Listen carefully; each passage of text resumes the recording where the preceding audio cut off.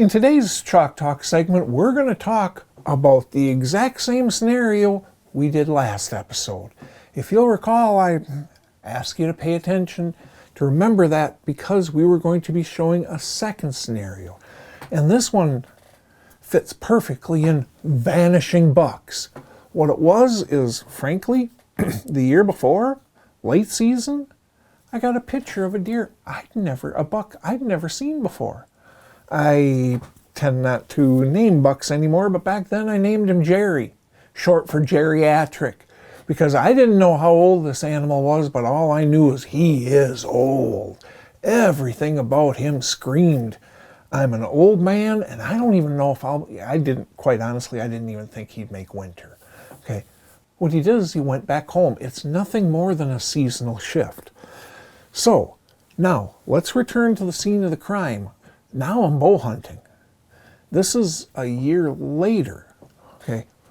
Rather than the exact same scenario, corn back in there again, honey hole on the north, the exact same scenario. I ran that same scenario 4 years in a row, and then I rotated stuff around. But this was the exact same scenario as the year before, but notice the difference. Again, that burnt red line is me driving in the lower right-hand corner is me driving in. Where it transitions to yellow, that's where I parked.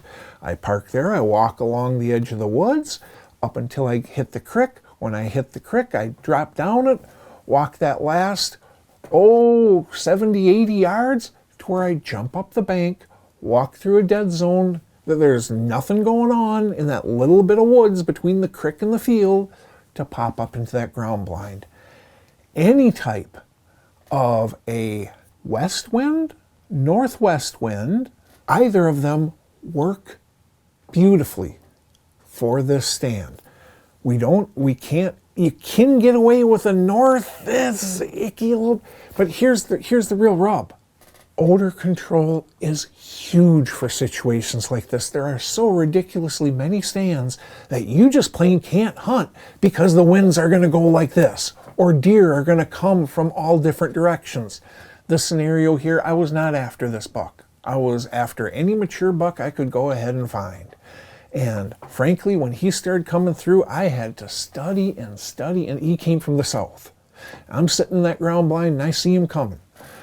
And I don't know who he is. I don't remember Jerry from last year. I forgot all about him. And I am studying and fully mature.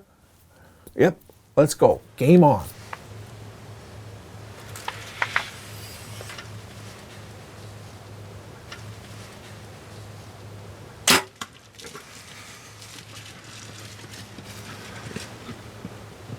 I just made a horrible shot on a mature 8. As much as I hate to say this, I clipped him above the spine. I severed his chops. As he's running away, I went from feeling horrible to, wow, I'm going to get this deer. His backside started to look like a jointed Rapala. I grabbed my weapon, went out there, put him away just like that. But that is the scenario. The only difference between bow hunting this spot and gun hunting this spot was shifting the ground blind to the pinch so I could cover it all.